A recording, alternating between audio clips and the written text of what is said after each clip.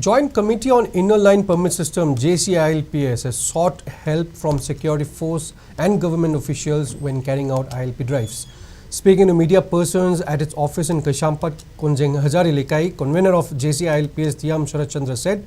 people went through a lot during the ILP movement. A student died and many sustained injuries. Jcilps was carrying out drives at Sekmai before the outbreak of the violent conflict. And the team also visited Jiribam to inspect the implementation of this permit system, but was left disappointed with the inefficiency.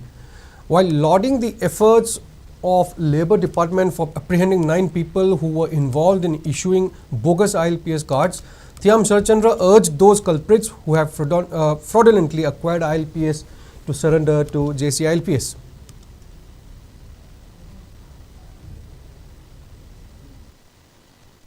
Magi district level da magi DC amadi labor commissioner na madu tijan bagi moina loina tawgadabani madu moina sibu tijan ge haragadi kaisu laite ana samjage loina hu hariba fake khoi Aadhaar card kumba degi CC netting se masisu maruina tijan bidragadi khoi fake ILPC su adum makada na lakigani aduna masigumba tawba masai center ka haigdo Sigumba center sing sida tawbiriba miyo singiduna asigumba thabakchi matungda lebang miyangi tungi khallaga tawbidanaba amona tawbidanaba matungda mu tawpada thengnerappada dugi phapata moina su director pubigeda habiti hai. On the other hand, co-convener of Jcilps, KC Romeo, said Jcilps has been carrying out drives at national highways and rented accommodations to find out people without ILP. Jcilps is also reporting to relevant district administrations demanding implementation of necessary preventive measures. He further maintained that implementation of ILP is not carried out efficiently. He urged the government and security force to ensure the implementation of ILP is carried out in correct manner.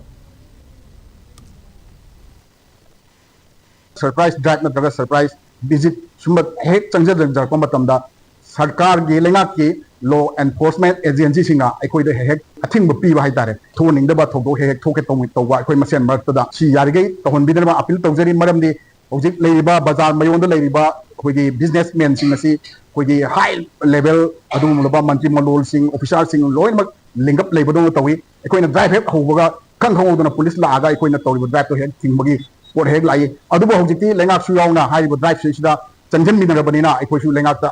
Angamatata, Corporation Pizage, Nalan Hogi Fed, Piriba permit, pass and permit, Sari Mamapam do cut not about Atupam Mamam Sulayamini, Chekwe Mamang the High Rabani, Aduga, Loinana, Equate Pet Aadhaar card Sabam Su, Manipur, Maranka, and they have Sisu Lenga Tamzage, Sisakana, Sarkaramadi, Equasia, I guess the Corporation Pinaraga, Chido Minasi, Aduga, Arabada, Tamzaning Bamana. Pass permit saduna piram liba mioi sing lenga ki official sing loinana haiba mafam sing computer center sing ado athu matamda lenga amadi jese ILPS ta sanjar kadabani karimba sanjar tab targadi maduda tholok ko aphabata gi daita khudimak masa masa na yana lawjagadam ne